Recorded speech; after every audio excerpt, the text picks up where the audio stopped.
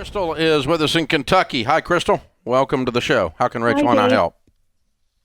My husband and I had taken FPU almost a year ago. We've been working through our debt snowball, and he had let me know that he had some student loans that he hasn't touched them in 10 years at all.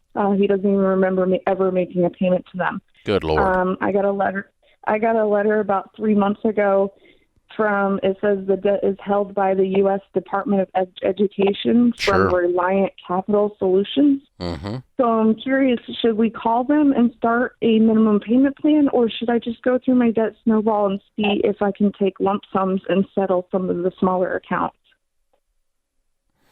Some of the smaller student loan accounts? Yeah, there's a couple that are only like maybe $1,500 or $2,000. Like, are you able to settle student loan debt for less than what was owed? Not like you can credit card debt, because it's federally insured, and they're going to take your tax return money, and they've got the ability to garnish you. They've got all these other things that they can do. So because of the federal insurance on it, the bank is going to get their money. So they do not. They will not discount typically the principal amount, the original amount borrowed, or the interest. Now, what you can get waived with some negotiation sometimes with a lump sum offer is, collections fees, late fees, attorney's fees, anything like that. You can get all that stuff knocked off. But the interest that has accrued and the original amount borrowed, you usually cannot get rid of that. Now, if you can pull it off, I don't mind you doing it, but, just make them an offer and see what they do. But you need to get into it and figure out what is really owed and why. In other words, if they say, hey, he owes $2,000 on this one, and he hasn't paid it in 15 years, you go, what was the original amount borrowed? What was the interest rate? And how much of this is late fees? Right. And then see, based on that little miniature audit, what they'll take off if you pay them in a lump sum. But yeah, you probably have some leverage doing some lump sum like that. But like a credit card, an old credit card like that, you could settle that for, 20, 15 cents on the dollar. You're not going to do that with a student loan. Would it be wise to contact them like ASAP, or as long as they're not hounding us, could I keep going through my snowball until I get closer to the student loan debt? I would wait till you get to them.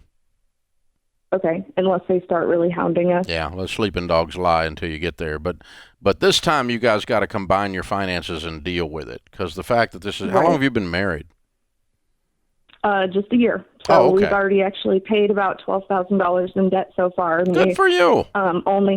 We only have about we have $64,000 total, including the student loan debt. And how old is the student loan debt of his? Years. How old is his student loan debt? He's pretty sure 10 years, he believes. He's pretty sure 10 years. Okay. Yeah, it's the big deal now is to combine it, own it together, and work your way through it.